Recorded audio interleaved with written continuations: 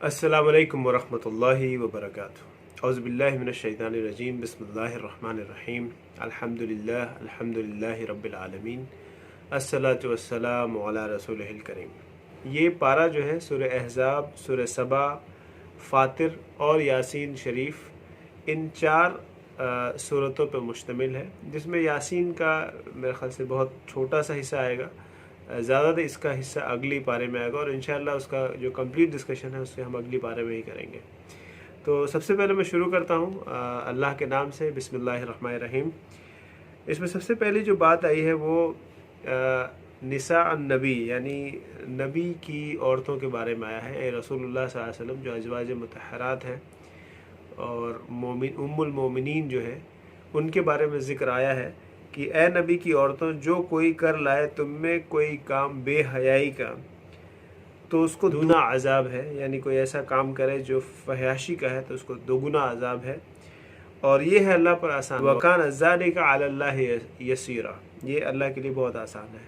और जो कोई तुम में इताअत करे अल्लाह की और उसके रसूल की और अमल करे अच्छे, व तअमल सालिहन नूतिहा अजरहा मर्रतैन, उसको देंगे हम 2 गुना अजर, यानी मोमिनीन के मुकाबले उनको 2 गुना अजर मिलेगा अगर वो अच्छे काम कर रही हैं। और रखी है हमने उनके वास्ते इज़्ज़त की रोज़ी, रिज़्क़न करीमा। ए नबी की औरतों, तुम नहीं हो जैसे कोई और औरतें, यानी नॉर्मल मोमिनीन की जो औरतें हैं वैसे नहीं हो। अगर तुम डर रखो तो तुम दब कर बात न करो। दब कर बात करने से मुराद ये कि तुम ऐसी इस तरह से बात मत करो कि जैसे किसी के दिल में अगर लालच हो या बीमारी हो तो वो उससे वो बीमारी और उभरे। और कहो बात माकूल, और करार पकड़ो अपने घरों में, और दिखलाती ना फिरो जैसा कि दिखाना था दस्तूर पहले जाहिलियत का। एक लफ्ज़ आता है तबर्रुज, जिसका मतलब होता है कि शो ऑफ, जो मेरे ख्याल से आज की कॉन्टेक्स्ट में हम बहुत अच्छे से समझ सकते हैं। तो और दिखलाती ना फिरो जैसे कि दिखाना है दस्तूर पहले एक जहालत के वक्त का। और कायम रखो नमाज, और देती रहो ज़कात, और इताअत रहो अल्लाह की और उसके रसूल की। अल्लाह यही चाहता है कि दूर करे तुमसे गंदी बातें और साफ़ कर दे तुम्हें बिल्कुल साफ़ सुथराई। और याद रखो जो पढ़ी जाती है तुम्हारे घरों में अल्लाह की बातें और अक्लमंदी की, यानी हिकमत की। इन अल्लाह काना लतीफ़न ख़बीरा, मुकर्रर अल्लाह दिलों के भेद को जानने वाला है। मुफस्सिरीन बयान करते हैं कि कुछ अज़वाज मुतहहरात ने ये कहा कि कुरान ऐसा लगता है कि मर्दों से ही बात कर रहा है। तो उसका एक तरह से जवाब यहाँ पे आता है आगे कि किस तरह से अल्लाह ताला फरमाते हैं कि जो मर्द, मोमिन मर्द हो या मोमिन औरत हो, सबको बराबरी का बदला है। और इस्लाम में शरीयत के हिसाब से जो मर्द और औरत को देखने का नज़रिया है, ज़िम्मेदारी के एतबार से सेम है, एक ही जैसा है, लेकिन काम के एतबार से वो अलग अलग है। जो अल्लाह अपनी हिकमत के हिसाब से मर्दों को कुछ काम देते हैं और औरतों को कुछ काम देते हैं। तो इसमें अल्लाह ताला फरमाते हैं इन्नल मुस्लिमीन वल मुस्लिमात वल मोमिनीन वल मोमिनात वल क़ानितीन वल क़ानितात वस्सादिक़ीन वस्सादिक़ात वस्साबिरीन वस्साबिरात वल ख़ाशिईन वल ख़ाशियात वल मुतसद्दिक़ीन वल मुतसद्दिक़ात वस्साइमीन वस्साइमात वल हाफ़िज़ीन फ़ुरूजहुम वल हाफ़िज़ात वज़्ज़ाकिरीन अल्लाह कसीरन वज़्ज़ाकिरात अअद्दल्लाहु लहुम मग़फ़िरतन व अजरन अज़ीमा।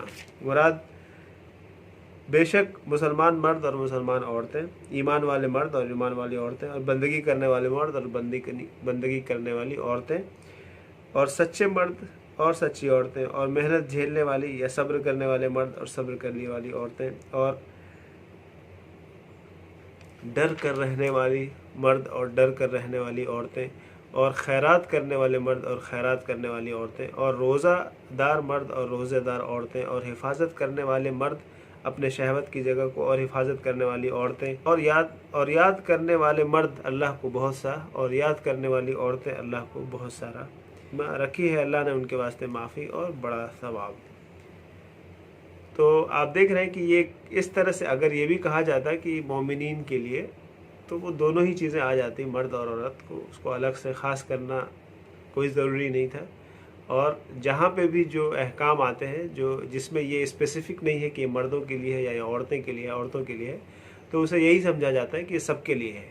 लेकिन चूंकि इस तरह की बात आई तो अल्लाह ताला ने इसको और खोल के साफ साफ रख दिया कि वमा कान लिमुमिन वला मुमिना इज़ा क़ज़ल्लाहु व रसूलुहु अम्रन अन यकून लहुमुल खैरतु मिन अम्रिहिम। और काम नहीं किसी ईमानदार मर्द का और किसी ईमानदार औरत का ये कि जब मुकर्रर कर दे अल्लाह और उसका रसूल कोई अम्र, कोई हुक्म, तो उनके पास फिर कोई ये इख्तियार नहीं रहता कि वो ये कहें कि मैं इस हुक्म को मानूंगा या इस हुक्म को नहीं मानूंगा, मैं इसे मानता हूँ या मैं इसे नहीं मानता हूँ। जैसे अक्सर आपने देखा होगा कि जैसे कुछ औरतें कहती हैं कि मुझे नहीं लगता कि पर्दा करना ज़रूरी है, या मैं इस्लाम के उस इंटरप्रिटेशन को नहीं मानती जहाँ पे पर्दा करने को ज़रूरी कहा गया है। हाँ, अगर कोई करना चाहे तो करे, लेकिन मैं नहीं समझती कि पर्दा ज़रूरी है।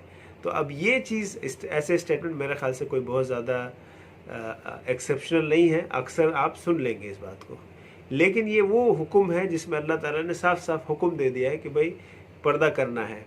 अब इसमें मर्दों के पास या औरतों के पास, किसी के पास कोई गुंजाइश नहीं कि वो ये कहे कि नहीं नहीं मैं ऐसा नहीं समझता, मेरी राय ये है, या मैं ऐसी नहीं समझती।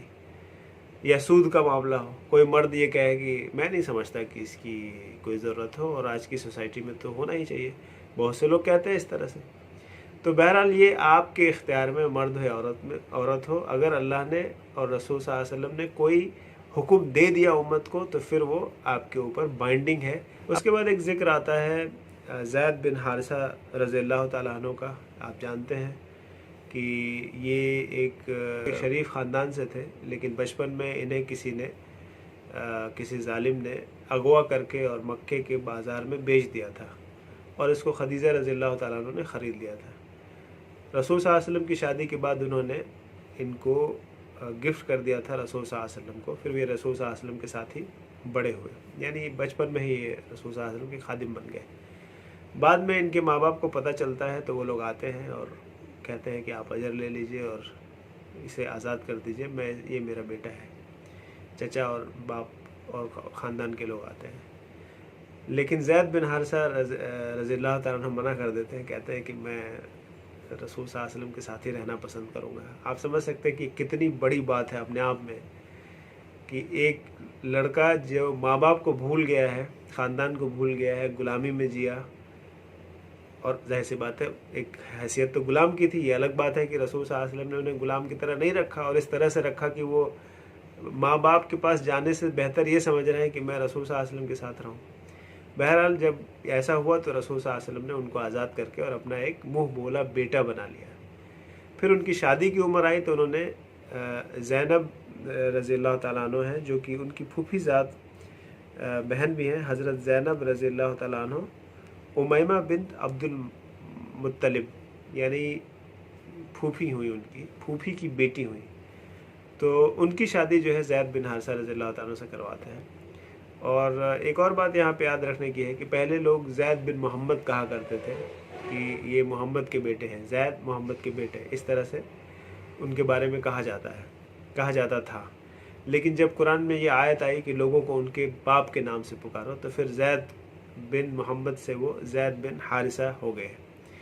लेकिन फिर भी एक मुँह बोला बेटे की हैसियत से वो रहे। तो जब रसूल सल्लल्लाहु अलैहि वसल्लम ने उनकी शादी करा दी तो उन दोनों में बनी नहीं, यानी ज़ैनब रज़ियल्लाहु ताला अन्हा में और ज़ैद बिन हारिसा में।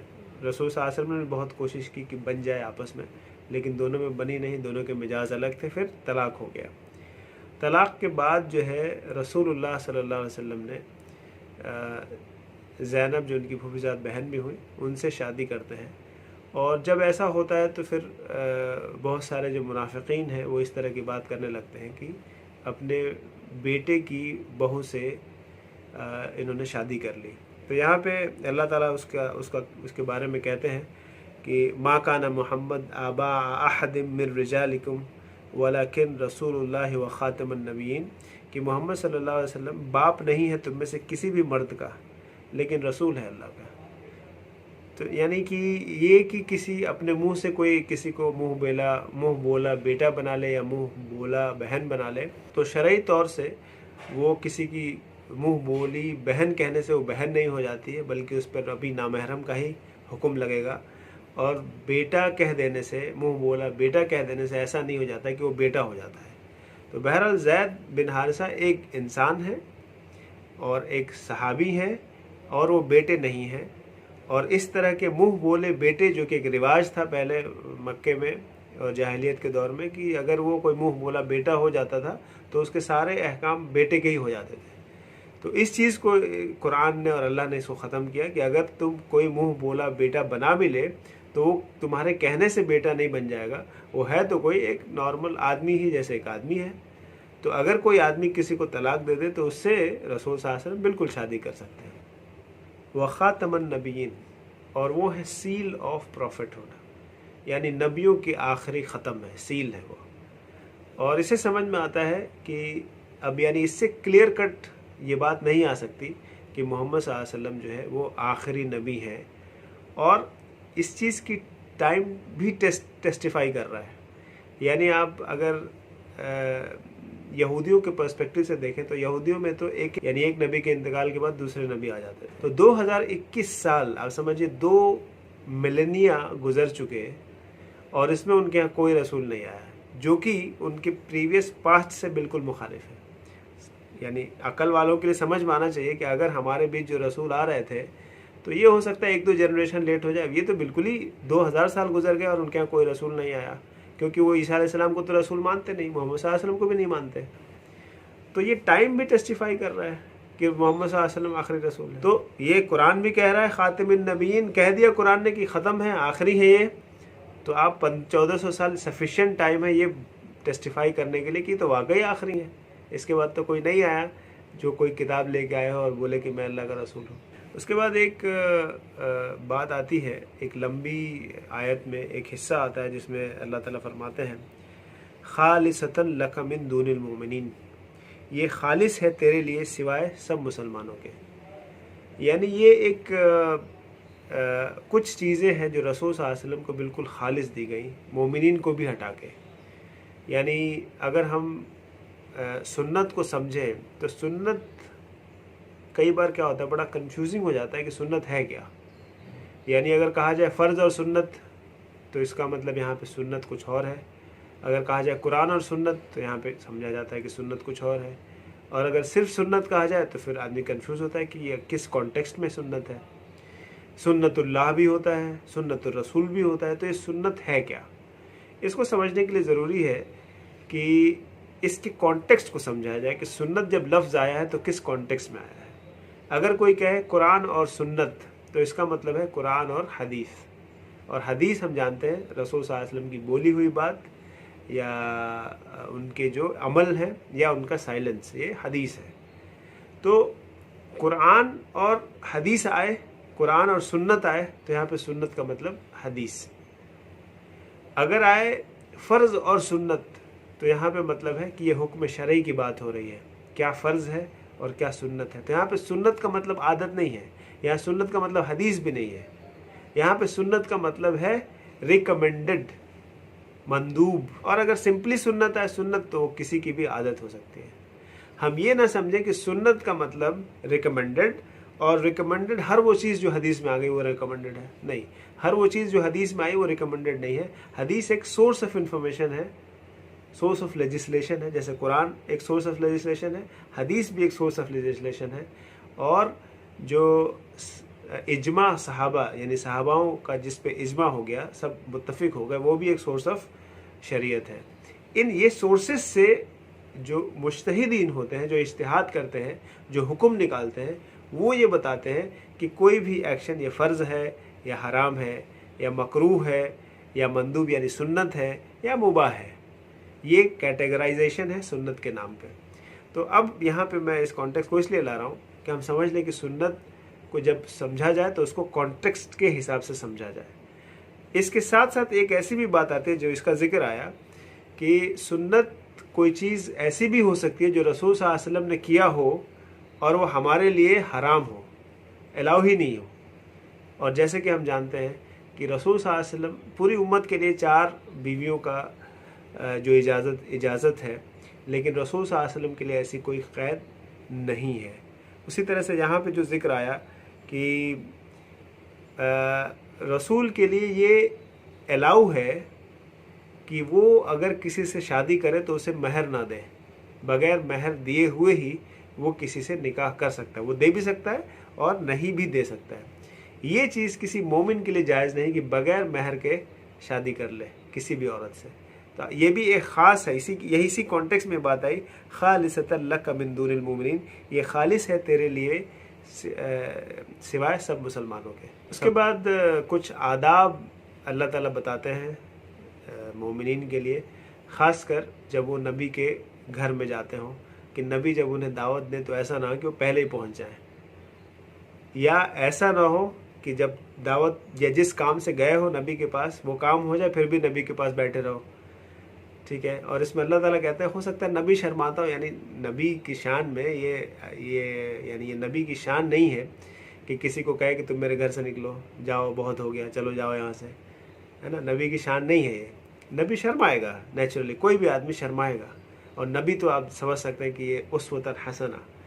लेकिन अल्लाह ताला इसमें कहते हैं कि नबी शर्माता है, मैं नहीं शर्माता हूँ, यानी अल्लाह को शर्माने की ज़रूरत नहीं है। तो अल्लाह ताला साफ साफ ये बात कहते हैं कि ए ईमान वालों, मत जाओ नबी के घरों में मगर जो तुमको हुक्म हो खाने के वास्ते, ना राह देखने वाले उसके पकने की, यानी कि अब पहले ही पहुंच जाओ कि पक रहा है तो हम इंतज़ार करेंगे, लेकिन जब तुमको बुलाए तब जाओ, फिर जब खा चुको तो अपने आप चले जाओ वापस, और ना आपस में जी लगाकर बैठो बातों में, बैठ के बातें ना करो वहाँ पे। इस बात से तुम्हारी तकलीफ़ थी नबी को, फिर तुमसे शर्म करता है। यानी नबी को, जाहिर सी बात है, नबी के ज़िम्मे, नबी एक स्टेट्समैन भी है, नबी को पूरे उम्मत का ख्याल रखना है। और मदीने में आने के बाद जब इस्लामिक एक निज़ाम कायम होता है तो वो कहीं ना कहीं रसूल सल्लल्लाहु अलैहि वसल्लम एज ए रूलर काम कर रहे हैं। तो नबी के ज़िम्मे 50 काम हैं। ठीक है। फॉरेन पॉलिसी है, कहाँ पे लेटर भेजना है, कहाँ पे जिहाद करना है, कहाँ पे लोगों की मामलात की देखभाल करने में क्या चैलेंजेस आ रहे हैं, है ना। अपने जो उनके असिस्टेंट्स हैं अबू बकर रज़ियल्लाहु ताला, उमर रज़ियल्लाहु ताला, उनसे अलग से मीटिंग करनी है, उनसे बात करनी है। और जिनको काम दिया है खराज के लिए या ज़कात के लिए, उनसे मीटिंग करनी है, उनसे मिलना है। यानी मैं ये सिर्फ कह रहा हूँ कि और इनके रसूल के सामने जो काम है, जो कुछ चीज़ें मैं अभी देख पा रहा हूँ या आप भी देख सकते हैं, तो इसके अलावा और हज़ारों काम हैं। तो अब बैठ के उनके पास, अब ये मत बैठे रहो कि खाना खा लिया अब बातें कर रहे हैं जी लगा के में। वल्लाहु ला यश्तही मिनल हक़, हक बात में अल्लाह ताला शर्म नहीं करता। और जब मांगने जाओ बीवियों से कुछ चीज़ काम का, तो मांग लो पर्दे के बाहर से, हिजाब के बाहर से।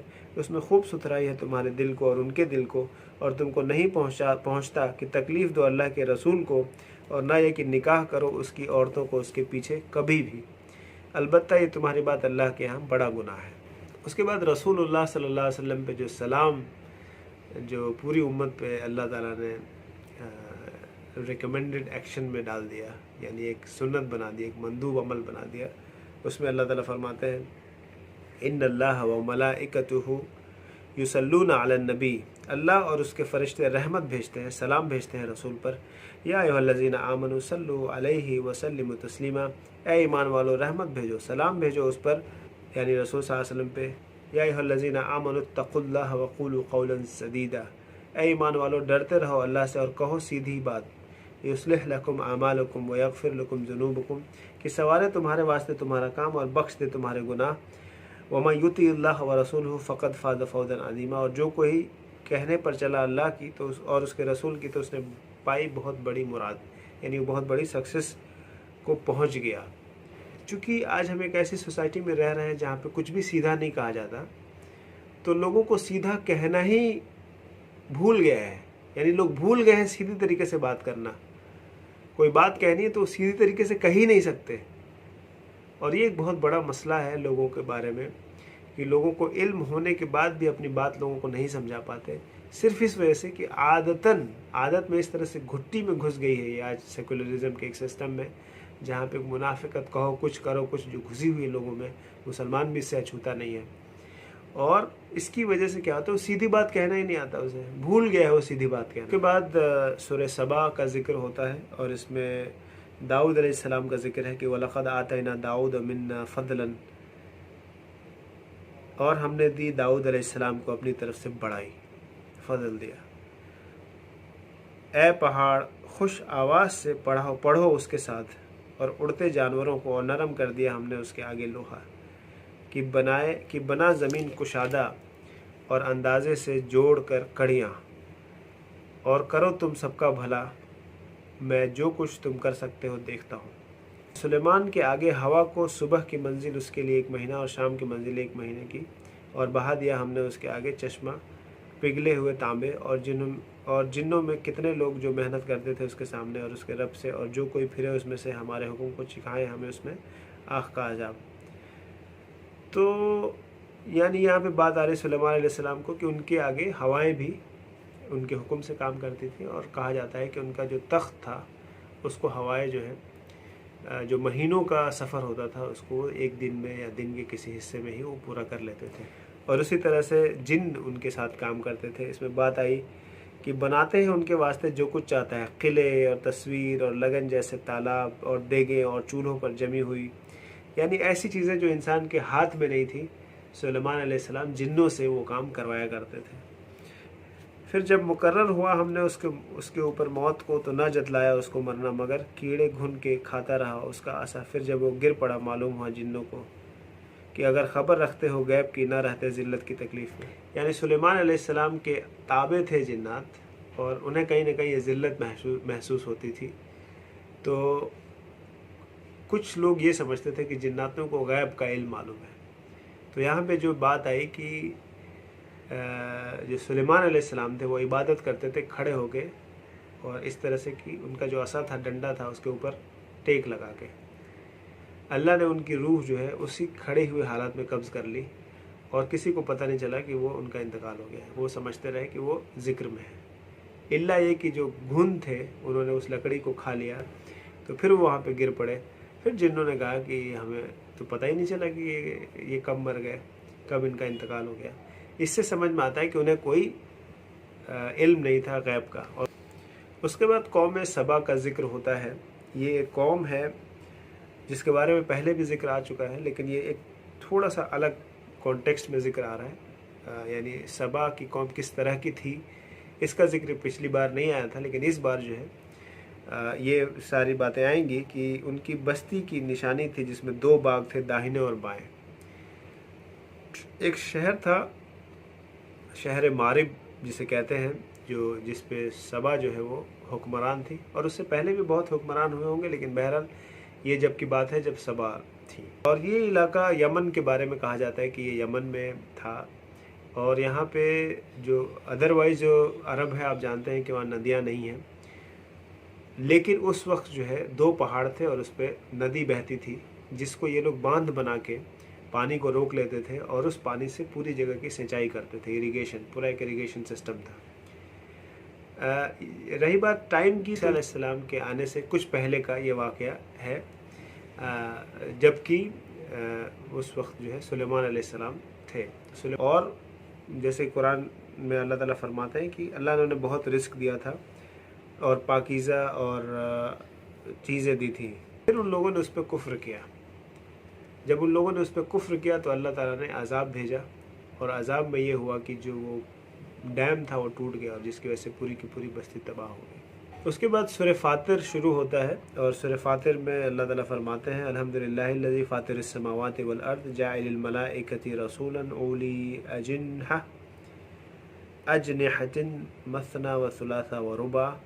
यहाँ फ़रिश्तों की कुछ खासियत के बारे में ज़िक्र है कि सब खूबी अल्लाह की है जिसने बनाई आसमान और ज़मीन, और जिसने ठहराया फ़रिश्तों को पैगाम भेजने वाला है। यानी अल्लाह ताला ने ही फ़िक्स किया कि फ़रिश्ते जो है मैसेज लेके जाएंगे रसूलों तक, जिनके पर हैं मतलब पर आप समझते हैं, पर हैं 2-2, 3-3 और 4-4। तो जनरली उनके जो फ़रिश्ते हैं उनके जो पर होते हैं, पंख 2 होते हैं, 3 होते हैं और 4 होते हैं, लेकिन मुफस्सिरीन बताते हैं कि इनकी तादाद बढ़ भी सकती है। और जिब्रील अमीन के बारे में कहा जाता है कि 600 उनकी पंख थे।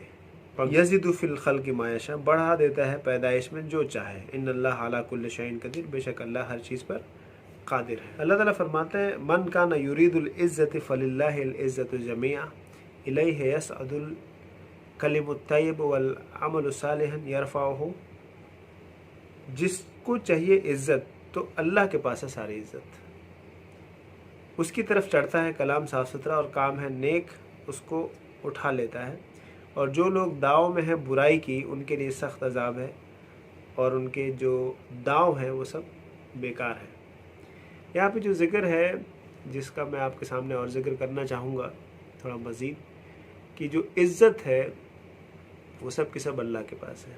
अगर हम गौर से देखें तो आज की दुनिया और हम लोग किस चीज़ में मुलव्विस है, हमारी ज़िंदगियों का मकसद क्या है।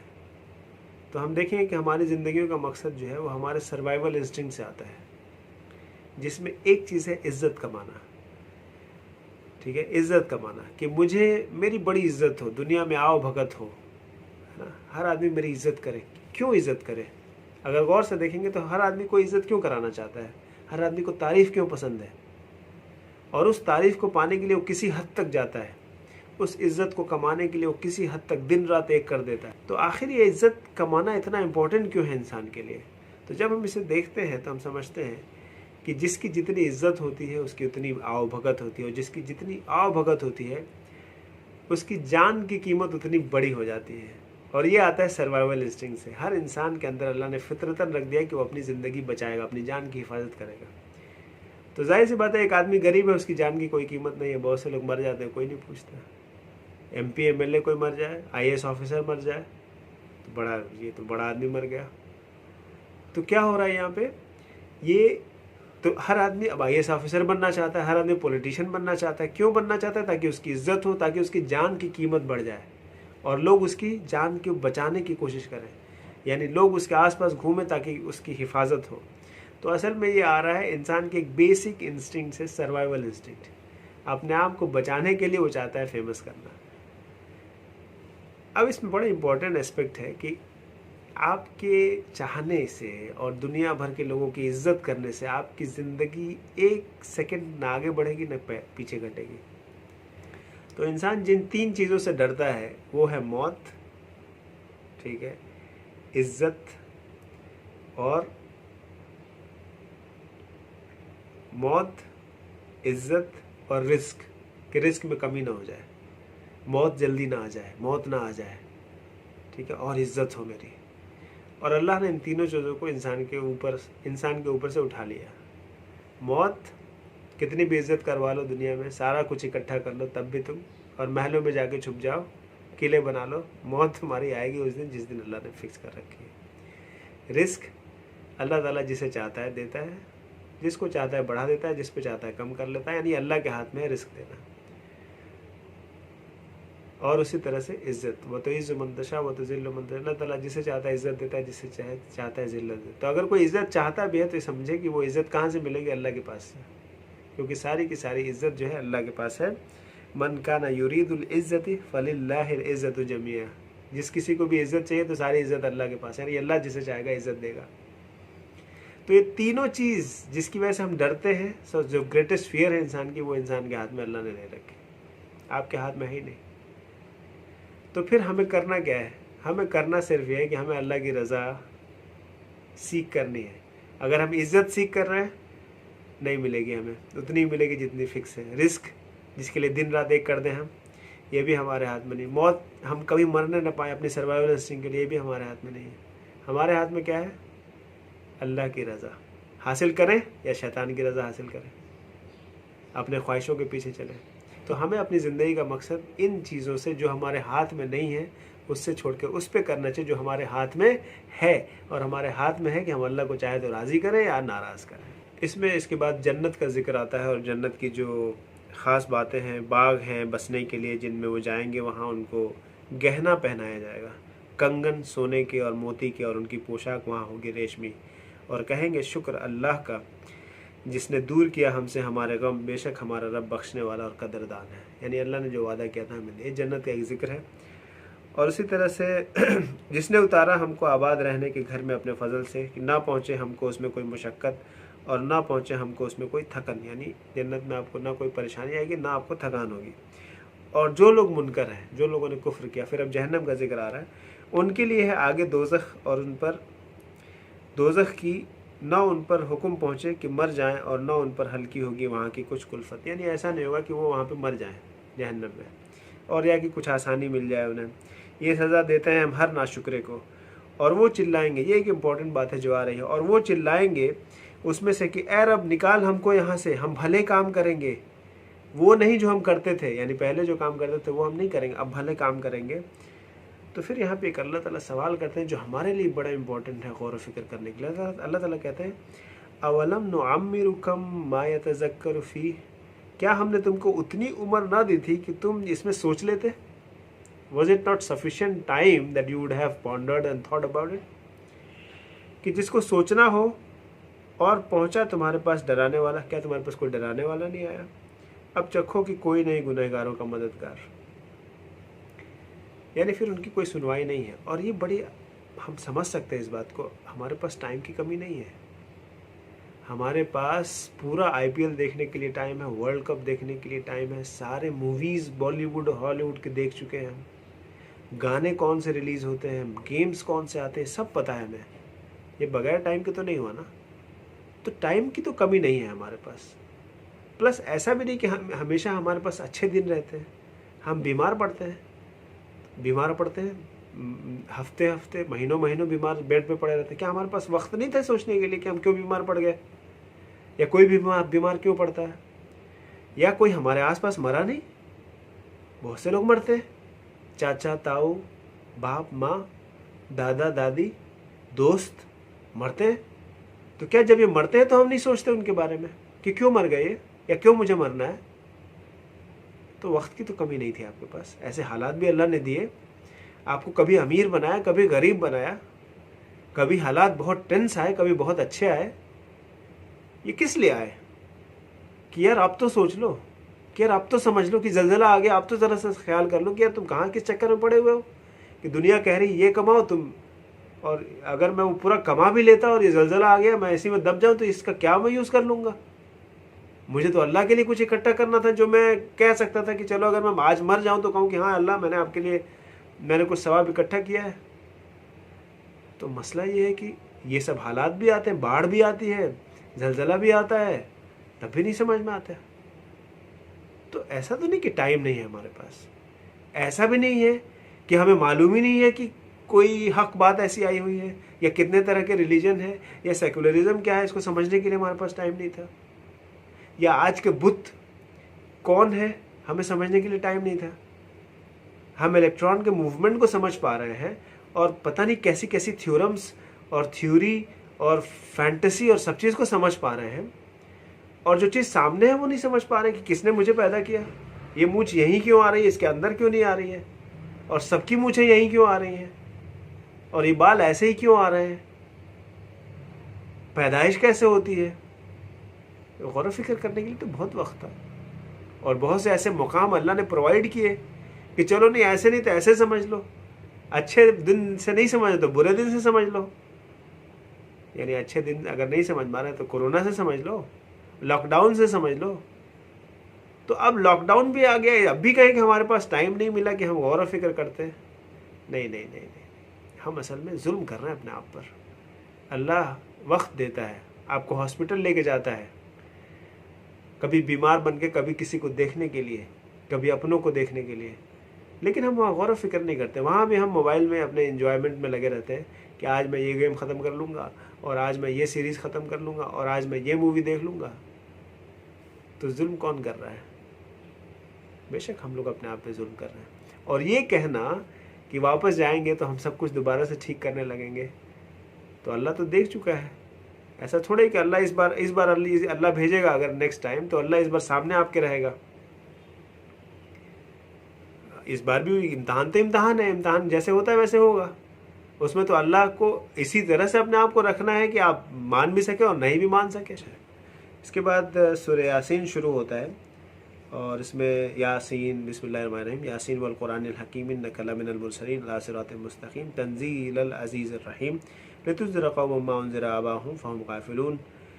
कसम है उस पक्के कुरान की तो तहकीक भेजे हुए हैं आपके ऊपर सीधी राह पर, यानी आप रसूल बना के भेजेंगे सीधी राह पर।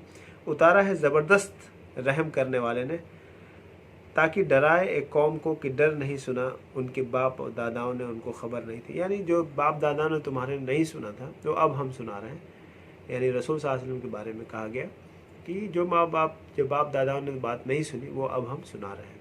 और इसमें पूरा ज़िक्र आता है। इसमें से काफ़ी चीज़ें तो पहले भी आ चुकी हैं, और जो एक नई बात आएगी इंशाल्लाह इसमें, वो एक शहर का बयान आएगा जिसमें कुछ रसूल भेजे गए थे, और वो रसूल ये कहते हैं कि काश कि तुम देख पाते कि हमें जो मिला।